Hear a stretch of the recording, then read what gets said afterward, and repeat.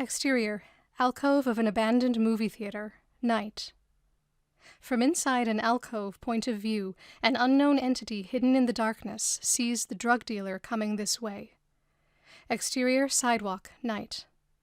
Drug dealer strides past the dark alcove, confidently.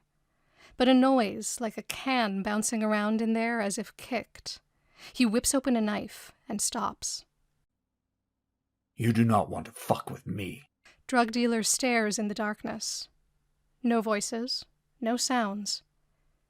He heads into the alcove, knife out. There is, in fact, a half-scrunched Bud Light can in the corner. Drug dealer toe kicks it with a small laugh. Under his breath, he whispers, Paranoid fuck. Drug dealer turns to go and gets a hypodermic needle in the throat held by Kansas. It all goes black. Exterior, sidewalk, alcove, moments later. The truck pulls up. Kansas gets out. He grabs the suitcase out of the bed and rolls it over to drug dealer, lying on the ground in the alcove. Kansas opens the suitcase and starts to put drug dealer inside it. Exterior, streets of Santa Monica, night. The suitcase is strapped back into the bed of the truck. Interior, truck, night. Kansas drives. Lights wash across his distraught face. Exterior, Santa Monica, beach residential street, night. The truck parks. Kansas gets out, lowers the bed gate, pulls the suitcase out. Heavy as fuck. He pulls up the handle and drags it up a driveway to the sidewalk. Somebody coughs. It startles Kansas. He inadvertently knocks the suitcase over. Jesus, Mr. Fabiani, you scared me. Gary, 39, a war veteran with a beard, icy eyes, who looks like an extra on Yellowstone. He's in a lawn chair in his truck bed, watching a 90s lifeguard TV show, Sandy Shores, on his laptop, scarfing chocolate ice cream, 9mm gun on his hip. I see that. And call me Gary. I'm barely a hair older than you. Kansas props the suitcase back up on its wheels. Why do I keep finding you out here? Ever watch the show Sandy Shores? 90s beach melodrama starring... Candy Kane, who we'll meet soon, a big-haired bombshell, runs across the beach in her tight lifeguard bathing suit. The stunning Candy Kane. Mrs. Kane lives down the street, had a break-in. 6 in the neighborhood this month. I'm a night owl anyway. A one-man neighborhood watch. Very loyal for a new resident. Gary takes a bite of ice cream, smiles with chocolate teeth. I was a Navy SEAL for 12 years before the Z-Wars. When they ended, they no longer had any use for me. War's all I know. You're taking care of yourself. Sometimes taking care of yourself is taking care of each other. Let me just write that one down. What's in the bag? Dead body? Yup.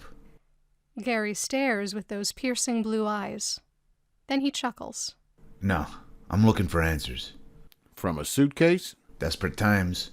Now, a vague answer usually means mind your own beeswax. You said it, not me. I detest advice I didn't ask for. Some questions don't have answers. Sometimes the best way forward is to forget the answers and move on. Kansas starts pulling the suitcase to his house. I wish I could. See ya.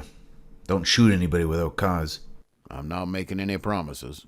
Gary goes back to watching Sandy Shores, eats his ice cream.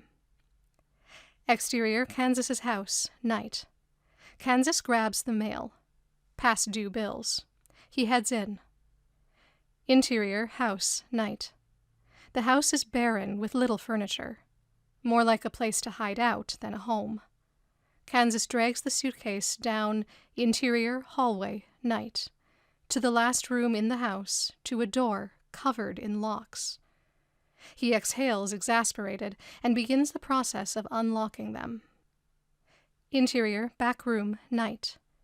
Close on dark, sunken, wrinkled eyes with horrifying oblong corneas, blinking pathetically, rimmed with sticky mucus. Drug dealer is lying on his side on plastic laid out across the floor. He stirs, eyes flicking open. He glances over his shoulder, squinting, eyes adjusting, visually taking in. John, 72, is on all fours, like some human Rottweiler, staring carnivorously with those creepy eyes and a long line of spit dripping off his chin onto the carpet. Drug dealer's eyes zoom into focus. He realizes John is... Z. John bares his teeth, growls, and bites down on drug dealer's throat. He rips off a hunk of flesh like pita bread. Interior, hallway, back room, night. Kansas listens to drug dealer scream in terror as John makes a meal out of him. He slides down the door on his back, racked with guilt.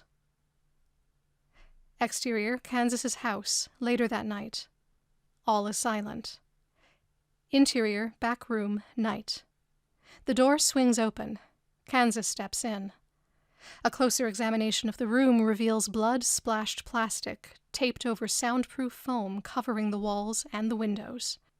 Drug dealer is splayed out on the floor sideways, minus his throat and face. John is seated in a red leather chair, covered in blood, but sated. He looks at Kansas with confusion, yet familiarity. All full? John does not understand, and yet he responds with a series of muted grumbles and coughs. How about a movie while I finish up? John spits up a little blood. Take that as a yes. Kansas rolls a television and DVD player in front of John. He presses play. The film Meet Me in St. Louis plays. John turns his eyes to the screen. Less watching the film, more watching the shapes and colors change and shift during a dance number. I know you get all hot around the collar for Judy Garland. Kansas faces drug dealer. He slips into a pair of industry rubber gloves and an apron. He throws drug dealer's corpse onto a table. He picks up a knife, takes a deep breath because this repulses him. He carves drug dealer into pieces. John is too mesmerized by Judy Garland to notice. Kansas cuts pieces of drug dealer into hearty, bite-sized chunks, then loads them into 7 Tupperware containers. He wraps them in aluminum foil. Interior, kitchen, night. Kansas loads 3 Tupperware into the freezer, 4 in the refrigerator below.